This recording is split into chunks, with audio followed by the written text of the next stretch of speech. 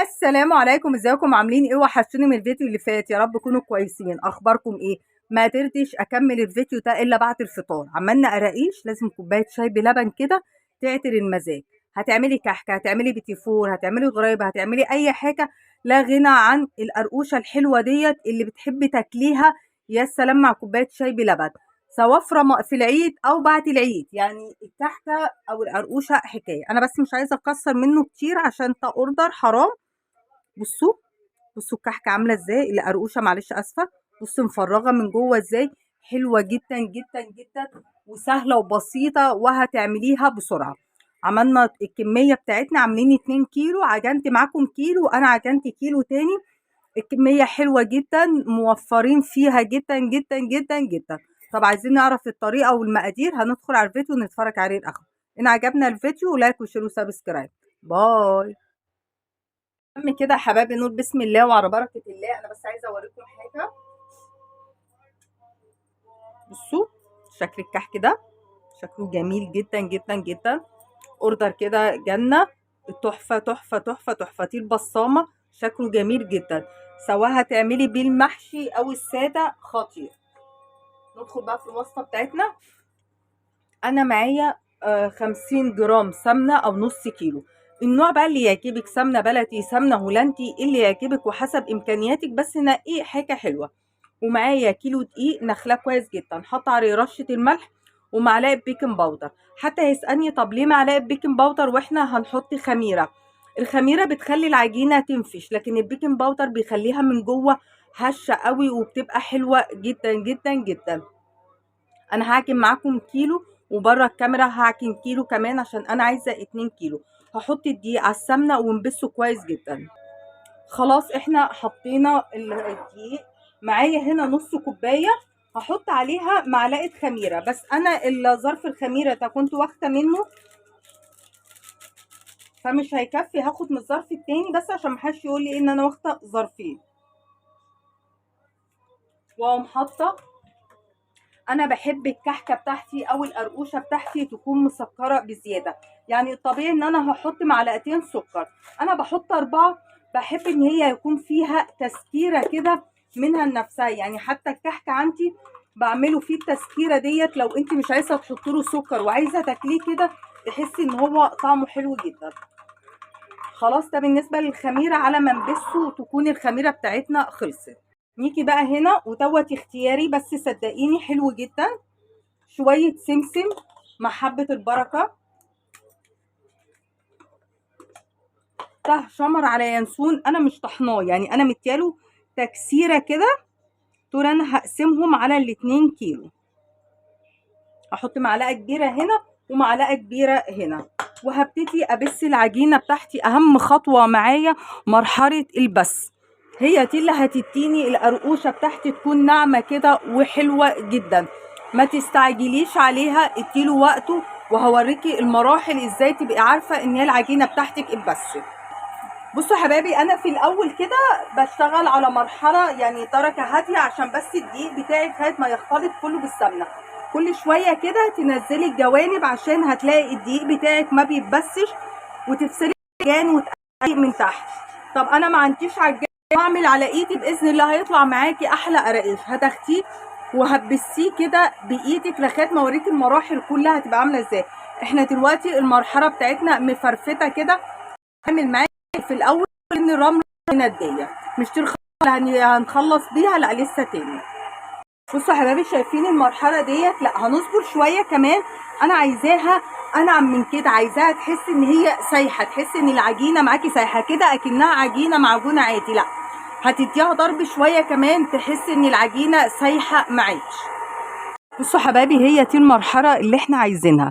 بصوا، بصوا شكل العجينه عامله ازاي. بصوا طريه قوي كده وملزقه معانا، هو دي المرحله اللي احنا عايزينها.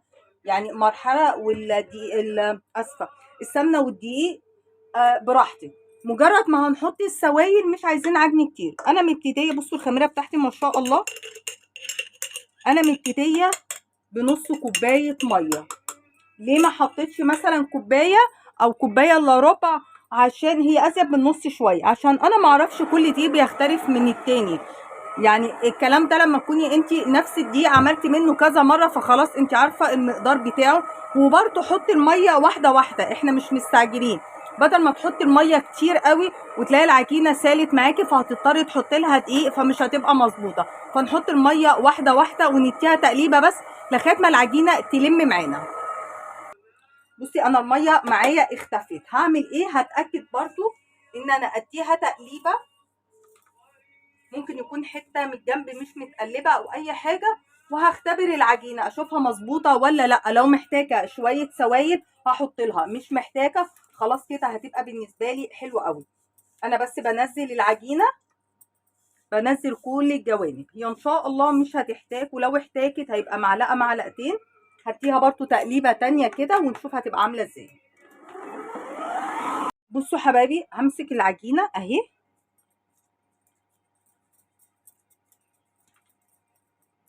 بصي العجينه بتاعتي ما شاء الله حلوه جدا، ولا مشققه ولا اي حاجه. خلاص هي بالنسبه لي حلوه. على فكره عجينه القراقيش كل ما هتحط لها ميه هتستجيب، يعني انا لو حطيت لها ميه تاني هتستجيب. بس احنا عايزين القرقوشه بتاعتنا تكون حلوه، ما تبقاش تبقى مظبوطه كده. في قراقيش بتيجي تاكليها تحسي ان انت اتمزجتي لما كلتيها، وفي قراقيش لا. ده مستوى الميه بتاعها حلو جدا. خلاص هشيلها، انا هشكل على طول وبسيبها تخمر في الصاجات. هوريكم هنعمل ايه. طبعا هنشتغل على رخامه نظيفه جدا نكون غاسلينها كويس جدا. انا بس هوريكم وبعد كده هشيل العجينه وهعجن العجينه التانية. على ما العجينه التانية بتاعتي تخمر هكون انا دي شكلتها باذن الله. بصي تشكيلها سهل جدا بالمقاس والحجم اللي انت عايزاه. عايزاها كبيره، عايزاها صغيره، براحتك. حاولي بس، انا عايزاها بصي بايدينا، مش محتاجه نشابه ولا اي حاجه. حاولي بس ان انت تخليها سمكها حلو وتكون قد بعض، يعني ما يكونش جنب عالي وجنب واطي، مش هتبقى حلوه معانا. ريحه الشمر واليانسون حكايه. بصوا هو ده السمك اللي احنا عايزينه، مش عايزين اعلى من كده ولا اوطى من كده. هشكل الكميه كلها واحطها في الصاجات واعجن الكيلو التاني وارجع لكم. بصوا يا حبايبي، انا سبتها خمرت لغايه ما ارتفعت كده وبقت حلوه ما شاء الله. هدخلها الفرن درجه حراره 180 رف اوسط. انا بظبط التايمر على 20 دقيقه او 25 دقيقه وبتابع. يعني اهم حاجه تتابعي الدنيا عامله معاكي ايه. حسيتي ان هي اتحمرت من تحت ولسه الوش ما اتحمرش، ما تشغليش عليها الشوايه، ارفعيها رف اعلى وهيبتدي يتظبط معاكي ان شاء الله. بعد ما طلعناهم كده وبردوا شويه، انا بس مش عايزه اكسر عشان حكت ناس يعني. بصوا انا عايزه اوريكم ان انا يعني عاده بطلع الصاج كده بحس ان هو استوى، بمسك واحده واكسرها عشان اشوفها من جوه. بصي عامله ازاي، بصي هشه قوي قوي قوي، ناعمه جدا جدا جدا. ريحتها بقى ما اقولكيش عامله ازاي. انا كنت عملت صاجين ونص او صاجين من الكبار دول، الصاج الصغير دوت. عاملين كمية حلوة جدا ما شاء الله، يعني تبارك الله تحفة. صدقيني القراقيش لا غنى عنها. عاملة كحك بسكوت بتيفور اي حاجة، لا غنى عن القراقيش. مش في العيد بس، طول السنة مع كوباية شاي بلبن بقى حاجة تانية خالص. ربنا يحسن ما بين ايديكم كده ويرزقنا ويرزقكم يا رب العالمين. يا رب واسمها تكون سهلة وخفيفة على قلبكم. السلام عليكم ورحمة الله وبركاته.